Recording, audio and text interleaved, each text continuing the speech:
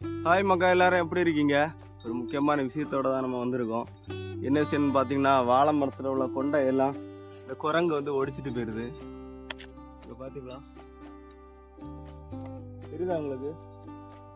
அந்த இலைகள் ஒரு இலை இல்லை, இன்னும் இருக்கு. பார்த்தீங்களா, இதோட கொண்டையும் ஒடிச்சிருக்கு, தொங்கிட்டு கிடக்கு பாருங்க.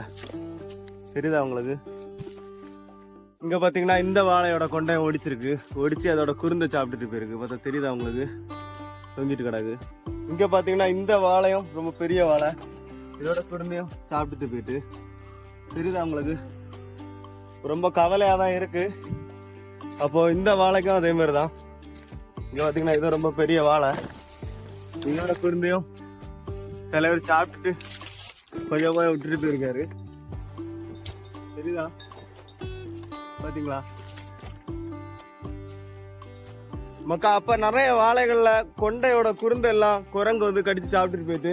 இருந்தாலும் எனக்கு ஒரு சந்தோஷமான ஒரு ஃபீல், துக்கமான ஃபீலும் இருக்கு, சந்தோஷமான ஒரு ஃபீலும் இருக்கு. என்ன விஷயம் காட்டி தரேன். சந்தோஷமான ஃபீல் என்னன்னு சொல்லிட்டு உங்களுக்கு காட்டி தரேன், பார்த்துடுங்க. சரியா? பார்த்தீங்கன்னா இந்த வாழை கொலை விட்டுருக்கு. இப்போதான் அந்த பூ வந்திருக்கு. தெரியுதா உங்களுக்கு? ஒரு பெரிய தண்டாட்டம் வந்திருக்கு.